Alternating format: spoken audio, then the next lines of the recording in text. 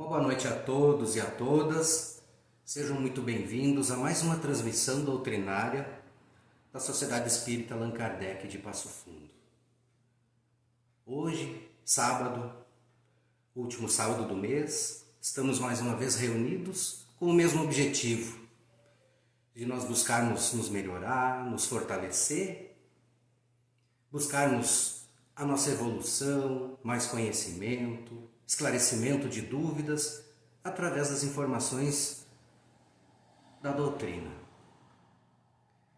Pedimos então aos nossos irmãos que estão nos assistindo que preparem as suas águas para serem devidamente energizadas e que elevemos o nosso pensamento ao querido Mestre Jesus, contando sempre com o apoio da espiritualidade benfeitora, e que nesse momento todas as dádivas, o amor, a paz, a esperança sejam direcionadas a todos nós. Que todos os nossos familiares, nossos filhos em especial, aqueles entes queridos que estão passando pela dificuldade e aprovação, que sejam fortalecidos e amparados, sempre dentro dos seus méritos e dentro da sua programação individual. Pai nosso que estais no céu, santificado seja o vosso nome. Venha a nós o vosso reino, seja feita a tua vontade, assim na terra como no céu. O pão nosso de cada dia nos dai hoje. Perdoai as nossas ofensas, assim como nós perdoamos a quem nos tem ofendido. Não nos deixeis cair em tentação, mas livre-nos liberta, Pai, de todos os males físicos e espirituais. Em teu nome e em nome da espiritualidade benfeitora, damos por iniciado mais uma doutrinária. Que assim seja. Na noite de hoje, convido os nossos irmãos a refletirmos, fazer uma autoavaliação, uma avaliação sobre tudo o que nos cerca, falando a respeito das imperfeições humanas dentro deste mundo que é tão perfeito. Já pararam, já se perguntaram o que viestes fazer neste mundo? Esta pergunta eu fiz uma publicação em minha rede social particular, justamente no intuito de buscar argumentos, buscar informações a respeito de como anda os pensamentos das pessoas, de que maneira a gente pode ainda abordar as nossas doutrinárias diretamente focando naquilo que as pessoas estão precisando, ou até mesmo entendendo muitas vezes o grau de compreensão dos nossos irmãos, e isso me incluindo. Essa interrogação que foi colocada na rede social, requer direto ou indiretamente uma análise. Indiretamente porque a gente verifica normalmente ao nosso entorno, e diretamente quando a gente busca lá no nosso interior o que realmente eu vim fazer neste mundo. Obviamente não ocorre uma resposta única. Não existe um padrão de resposta. Existe nas nossos livros, no Evangelho, no Livro dos Espíritos, nas obras básicas, muitas informações que são mediadoras, que elas nos colocam numa projeção, mas não nos especificam ou não nos determinam o que, quando, onde e por que devemos fazer. E nem mesmo nos colocam sob uma análise de você está certo, você está errado. De maneira alguma somos julgados. Mesmo que com base filosófica espírita ou de qualquer outra religião ou filosofia nos aponte para algumas questões óbvias, Mas ainda assim a questão individual prevalece. E com isso vamos tentar iniciar uma sequência analítica desta pergunta: o que viestes fazer neste mundo. Imaginemos este mundo que nós vivemos sem nós, sem existir o ser humano. Como sem existir ser humano? Mundo antes de nós existirmos.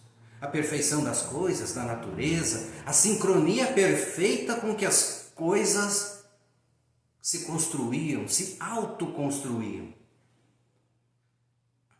Estão pensando?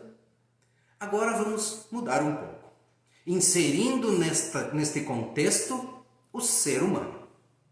Pronto, colocamos acrescentamos um tempero naquele mundo perfeito. Este mundo aqui, ó, olha a perfeição. Colocamos um ser humano nesta perfeição. Uma análise prática e atual. O nosso dia a dia é tão corrido, agitado, que não paramos para refletir da importância e o equilíbrio, ou a importância do equilíbrio entre a natureza, o mundo e nós inseridos dentro desse mundo. Nós precisamos trabalhar, nós precisamos comer, nós precisamos dormir, nós precisamos comprar, nós precisamos adquirir bens para cada vez estarmos melhor. Melhor para o quê? No que nós estamos nos encaixando realmente? Pois bem, pergunta: como está o equilíbrio entre os seres humanos? Deixa o mundo de lado agora. Como é que está o equilíbrio entre nós? Observemos de forma muito sucinta somente algumas notícias, bárbaras, obviamente.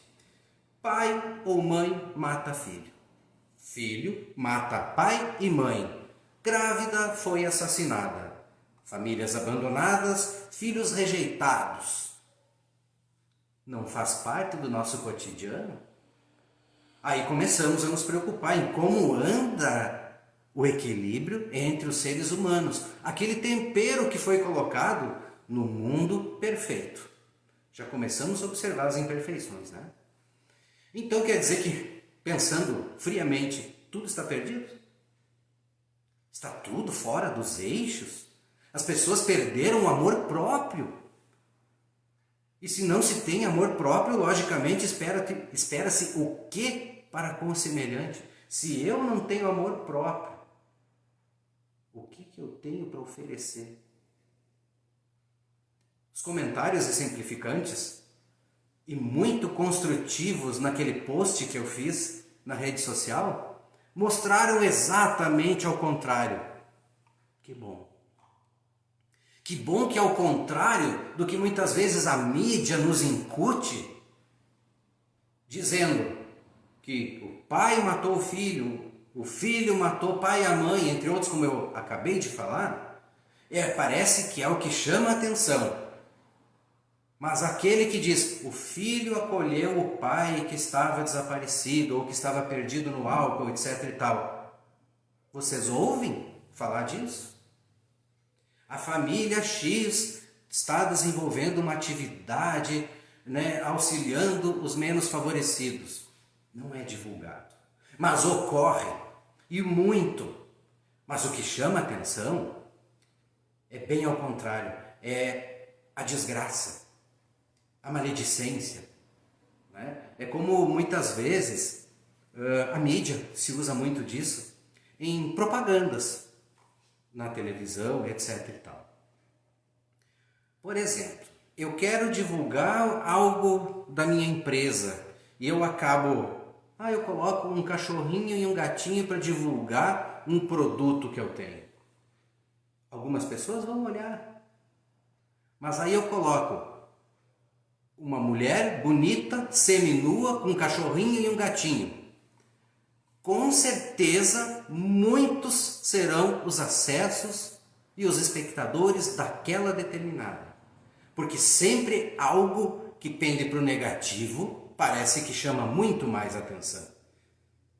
E tudo isso, entre outros, no caso a mídia, eles sabem, eles nos pesquisam, eles nos estudam para saber de que maneira irão se aproximar de nós. Mas como uma irmã já falou aqui, Quem determina, no caso a irmã Marilene, no que determina o que eu vou colocar dentro de mim, dentro da minha família, entre outros, sou eu. Eu não posso permitir que me incutam as coisas e que me desviem deste mundo perfeito, me transformando em um ser imperfeito.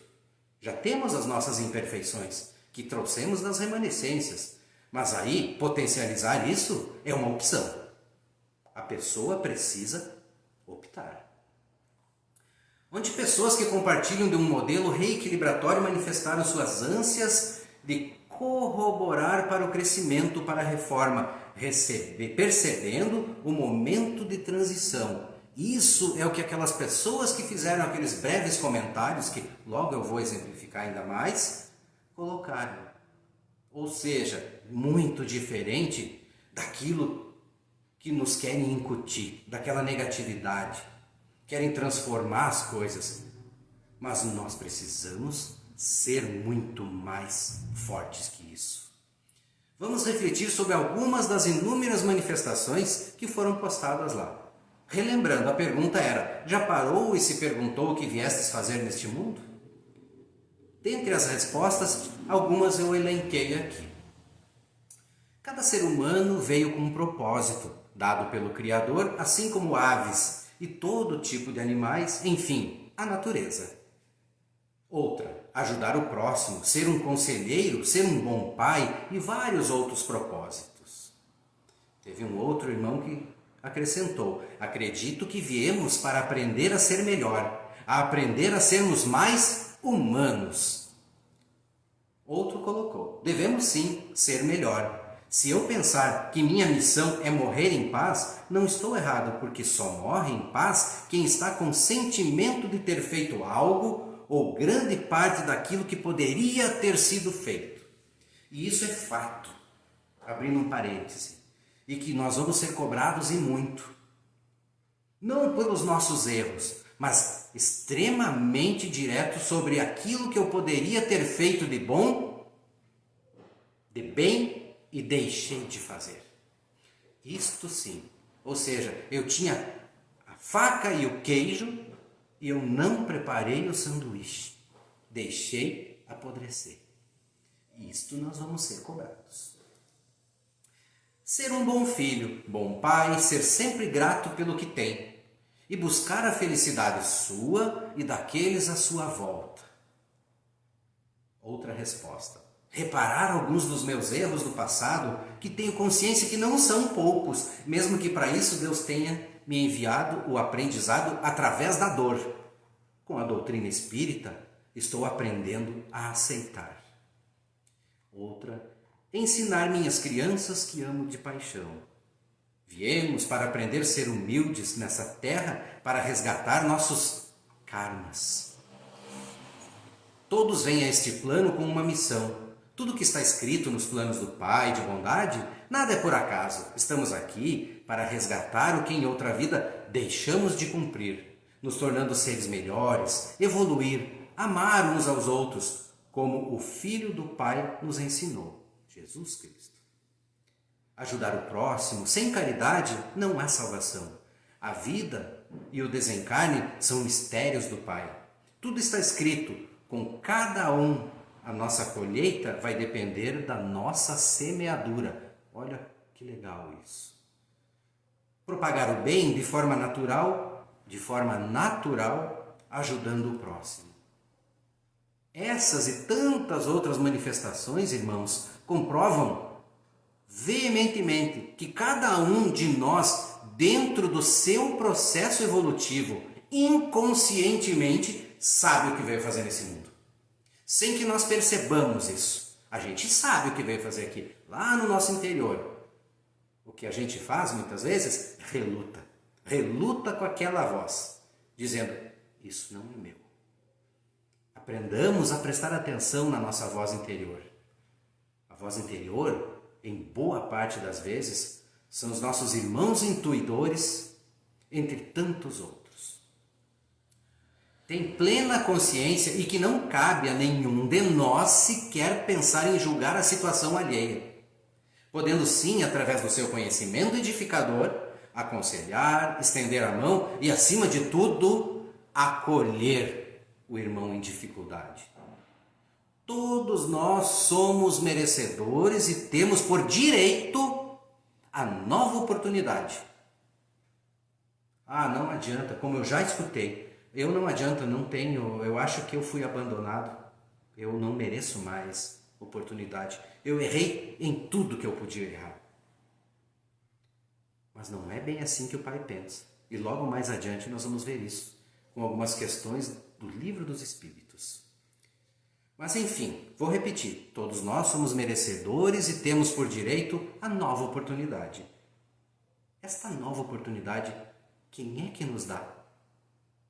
Nosso Pai, é claro, aquele que nos deu este mundo perfeito para curarmos as nossas imperfeições, além das já existentes, as remanescentes. E que muitos dos irmãos que se manifestaram têm consciência disso. E que bom, isso faz perceber, gente, que não é só negatividade. Tem muito pensamento positivo ao nosso entorno. E que possamos nós sermos multiplicadores disso. Sei que é difícil e não se consegue fazer o tempo todo, pois o nosso meio, às vezes, nos intoxica. Mas cabe a nós buscarmos as maneiras através das ferramentas disponíveis pela espiritualidade, nas obras edificadoras que estão à nossa disposição. Em algumas questões do Livro dos Espíritos podemos perceber algumas informações que vêm ao encontro do nosso raciocínio reflexivo. Esse que a gente estava até agora falando.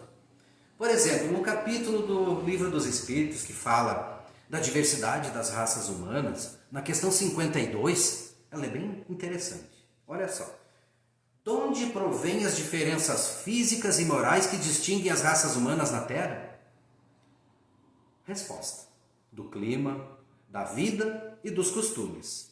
Dá-se aí o que se dá com dois filhos de uma mesma mãe, que educados longe um do outro e de modos diferentes, em nada se assemelharão quanto ao moral. Ou seja, como é que nós vamos julgar as pessoas que são de diferentes cadeias, que eu estou em diferentes processos evolutivos, diferentes famílias, culturas, entre outras, diversas situações de que você foi exposto. Depois, no capítulo que trata da reencarnação, na questão 166, como pode a alma que não alcançou a perfeição durante a vida corpórea acabar de depurar-se? Como é que pode acontecer isto, este fenômeno? Simples, sofrendo a prova de uma nova existência. Está aí o porquê das respostas diferentes que os nossos irmãos nos deram. Porque cada um deles vem do quê? De um momento diferente de depuração neste mundo.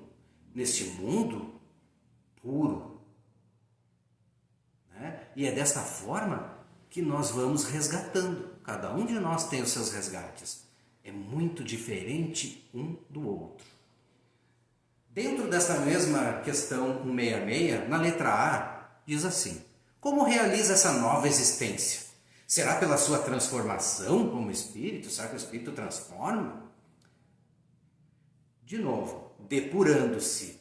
A alma indubitavelmente experimenta uma transformação. Mas para isso, necessária é a prova da vida corporal. Ou seja, não vamos jamais pensar que o que a gente errou aqui, o espírito que se vire. É uma junção.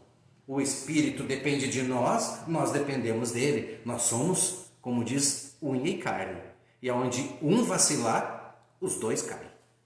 Então, precisa-se sempre, e se observarem quando alguns irmãos passam por atendimento fraterno, entre outras, ou até mesmo na desobsessão na qual eu trabalho, por que a gente trata o espírito e trata o irmão?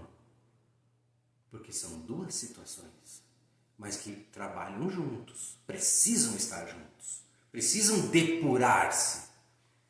Na questão 167. Qual o fim objetivado com a reencarnação? Expiação. Melhoramento progressivo da humanidade. Sem isto, onde há justiça? Isso encaixou com uma resposta que um irmão forneceu anteriormente. Seguindo, já que falamos sobre o que mesmo aqui, expiação, melhoramento progressivo da humanidade, sem isto, onde há justiça? Mas que justiça?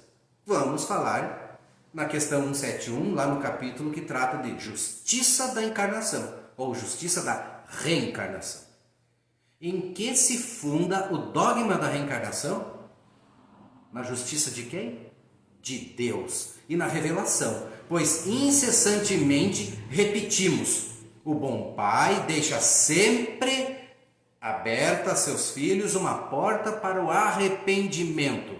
Ou seja, irmãos, nada nunca está perdido. E é aquilo que eu falei anteriormente, que nós sempre teremos a oportunidade de buscarmos a reflexão e tentarmos novamente. Não te diz a razão que seria injusto privar para sempre da felicidade eterna todos aqueles de quem não dependeu o melhorar-se? Não são os filhos de Deus todos os homens? Não merecem? Claro. Só entre os egoístas se encontram a iniquidade, o ódio implacável e os castigos sem remissão. Todos os espíritos tendem para a perfeição e Deus lhe faculta, ou seja, você tem o livre-arbítrio, os meios de alcançá-la, proporcionando-lhes as provações da vida corporal. Ou seja, como outro dia a gente comentou, quando a gente reencarna, lá na concepção, a gente já vem sendo preparado através da escolha do nosso espírito, do nosso companheiro, o que vai acontecer na nossa caminhada. Aí volta de novo, quem, quando, que, onde e por quê. E de que forma ainda, né? Sua justiça, porém, lhes concede realizar em novas existências o que não puderam fazer ou concluir numa primeira prova. Lembrando que nem sempre essa nova existência poderá ser neste mundo que a gente considera e que falou que é perfeito. Existem inúmeros mundos. Aí, em cada mundo, os habitantes deste mundo são de uma faixa vibratória diferente. Compreende, irmãos? Cada caso é um caso, não quer dizer, não deu certo aqui, eu vou voltar para cá de novo. Vou voltar para cá de novo. Eu fui cada vez pior, fui me afundando. Vai ser um determinado momento, como a gente já estudou na desobsessão, que você vai ser direcionado para mundos inferiores. Para você começar a trilhar a tua caminhada um degrau atrás. E aí, como diz aquele, pega o embalo e vem de novo. O embalo salutar. Não obraria Deus com equidade, nem de acordo com a sua bondade, se condenasse para sempre os que talvez hajam encontrado, oriundos do próprio meio onde foram colocados e alheios à vontade que os animava, obstáculos ao seu melhoramento. Ou seja, Deus jamais iria impedir que você tentasse de alguma sorte melhorar. E se a sorte do homem se fixasse irrevogavelmente depois da morte, não seria uma única a balança em que Deus pesa as ações de todas as criaturas e não haveria imparcialidade no tratamento que a todas dispensa? Ou seja, nada se termina, tudo se reinicia e adquire uma continuidade. A doutrina da reencarnação, isto é, aqui consiste em admitir para o espírito, agora até voltando nessa questão do morrer e aqui retornar, meu filho um dia me fez a pergunta assim: ô pai, e se eu criar uma conta no computador e eu deixar ela sempre aberta, anotada em algum lugar? Olha o raciocínio dele. a senha, etc e tal, tudo o que for possível. Será que quando eu reencarnar eu não vou conseguir encontrar isso aí e dar continuidade nas coisas que eu deixei pendente? Isso foi uma pergunta que meu filho de 10 anos me fez. E eu tive que me virar para responder. Que não é bem assim, né? Entre outros, aquilo que a gente vem falando aqui. Que a gente tem também a questão do véu do esquecimento, que justamente é para nos impedir de que a gente tenha acesso a tudo o que aconteceu na última vida, senão a gente não vai aguentar. Seguindo então, a doutrina da reencarnação, isto é, a que consiste em admitir para o espírito muitas existências sucessivas, é a única que corresponde à ideia que formamos da justiça de Deus para com os homens que se acham em condição moral inferior. A única que pode explicar o futuro e firmar as nossas esperanças, pois que nos oferece os meios de resgatarmos os nossos erros por novas provações. Sempre estaremos suscetíveis a novos resgates, uma nova oportunidade. A razão nola indica e os espíritos a ensinam. Enfim, que bom que nem tudo está perdido. Que bom que muita coisa boa está no nosso entorno. E que bom que nós fizemos parte deste mundo perfeito, apesar das nossas imperfeições, mas que bom que temos ciência das nossas imperfeições e estamos tentando, de alguma forma, nos melhorar. E, para a gente concluir, eu tenho uma pequena historinha que outro dia nossa irmã Osana, aqui da casa, me contou aqui no pátio da casa. E eu disse: Osana, eu vou usar a tua historinha quando eu for desenvolver uma doutrinária. Vamos ver se a gente não se encaixa nisso neste momento atual. O título: A Vaquinha no Precipício. Era uma vez, numa terra distante, um sábio e o seu discípulo. Certo dia, em suas andanças, avistaram ao longe um casebre. Estavam caminhando, fazendo uma peregrinação, e encontraram um casebre, numa área desolada, sem plantações, nem árvores. Lá viviam um homem, uma mulher, seus 3 filhos pequenos e uma vaquinha magra, cansada, sugada, coitado. Com fome e com sede, o sábio e o discípulo pediram abrigo por algumas horas. Foram bem recebidos. A certa altura, enquanto se alimentavam, o sábio perguntou: este é um lugar muito pobre, longe de tudo. Como é que vocês sobrevivem? Aí o chefe da família disse: o senhor está vendo aquela vaquinha lá no fundo do terreno, perto da ribanceira? Sim, é dela que tiramos todo o nosso sustento, disse o chefe da família. Ela nos dá leite, que bebemos e também transformamos em queijo e coalhada. Quando sobra, vamos à cidade, trocamos o leite e o queijo por outros alimentos e assim vamos levando essa vida. Graças a Deus. O sábio agradeceu a hospitalidade, e partiu. Nem bem fez a primeira curva daquela área, curva lá na estrada, parou e disse ao discípulo: volta lá, pega aquela vaquinha, leve ela mais para perto lá do precipício e atire ela lá para baixo. Meu Deus! O discípulo não acreditou, Não posso fazer isso, mestre! Como pode ser tão ingrato? A vaquinha é tudo o que eles têm. Se eu jogá-la no precipício, eles vão morrer de fome? Eles não têm como sobreviver. A vaca deles é tudo. Sábio, como todos os sábios, como convém, apenas respirou fundo e repetiu a ordem: vai lá e empurre a vaquinha no precipício. Feito isso, seguiram viagem, o discípulo desolado, revoltadíssimo, mas seguiu. Concluíram a sua peregrinação, anos se passaram e o discípulo, ainda muito com peso na consciência, culpado pelo ato passado, buscou novamente aquele local para se desculpar, fazer algo para reparar o dano, Pois eu errei, poxa vida. Ao aproximar-se da localidade, percebeu, o lugar está diferente, só um pouquinho, não é o mesmo. Mas muito diferente. Tudo bem estruturado, florido, com plantações e criações as mais diversas. Pensou: poxa vida, que pena, se lamentou. Acho que a família necessitada, desfez-se do lugar por bagatela. e partiu para outro lugar. Né? Ganhou uma mixaria e foram embora. E alguém que assumiu aqui com mais posses deu sequência. Porém, percebeu que as pessoas eram as mesmas, as crianças haviam crescido e perguntou: o que aconteceu aqui? Que mudou tanto da última vez que eu estive? Aí o chefe mais velho veio e disse assim: sabe a vaquinha? Aquela que nós tomávamos leite? Sim.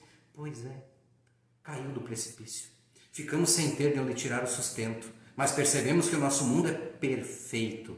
E além da vaquinha, haviam muitas outras coisas a nosso dispor, mas a gente estava cego. E começamos a nos reinventar dentro do momento de maior necessidade. E aconteceu isso que o senhor está vendo.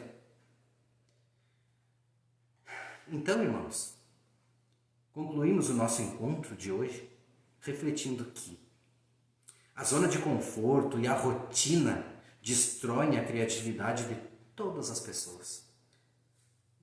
Jogue a sua vaquinha no precipício antes que alguém o faça. Por quê? O nosso mundo é perfeito, mas nós é que precisamos nos adequar a ele. Entende? E assim a gente consegue dar continuidade na nossa caminhada, cada vez melhor, evoluídos e sempre produzindo. Eu estou olhando aqui porque a irmã Juscelia já está me olhando, está louca para fazer a prece de finalização. Caros irmãos, desta maneira eu me despeço de vocês, agradecendo pela oportunidade, agradecendo a Deus por findarmos mais um mês praticamente, né? Estamos na finaleira, dia 29, todos com saúde, com firmeza, acreditando que dias melhores virão. Muita sorte a todos e muita paz. Agora, durante a prece que a irmã vai fazer, que eu não sei se é a de Cáritas ou a de Bezerra, de Cáritas ela falou, que as nossas águas sejam fluidificadas, que nelas sejam colocados todos os medicamentos necessários para cada um de nós, que nós possamos estar sempre melhorando, sendo pessoas melhores. Um forte abraço a todos, fiquem com Deus.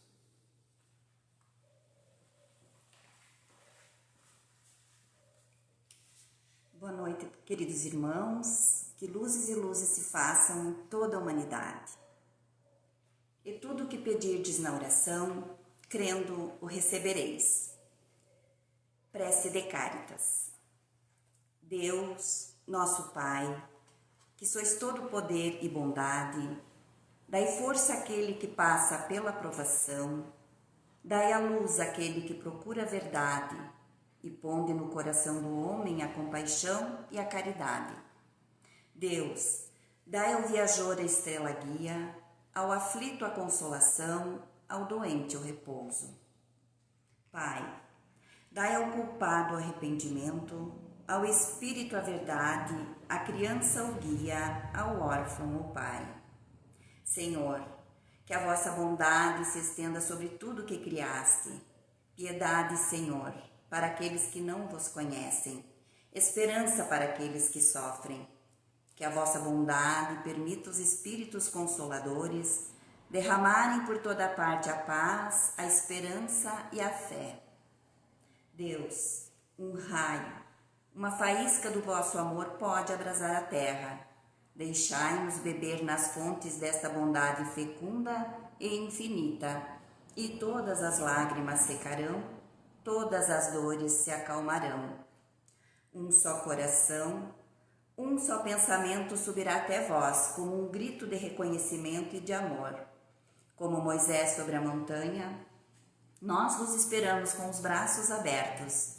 Ó poder, ó bondade, ó beleza, ó perfeição. E queremos de alguma sorte merecer vossa misericórdia. Deus, dai-nos a força de ajudar o progresso, a fim de subirmos até vós. Dai-nos a caridade pura, dai-nos a fé e a razão. Dai-nos a simplicidade, que fará de nossas almas o espelho, onde deve refletir vossa puríssima e santa imagem. Que assim seja. Muito grata pela oportunidade, uma boa noite a todos e fiquem com Deus.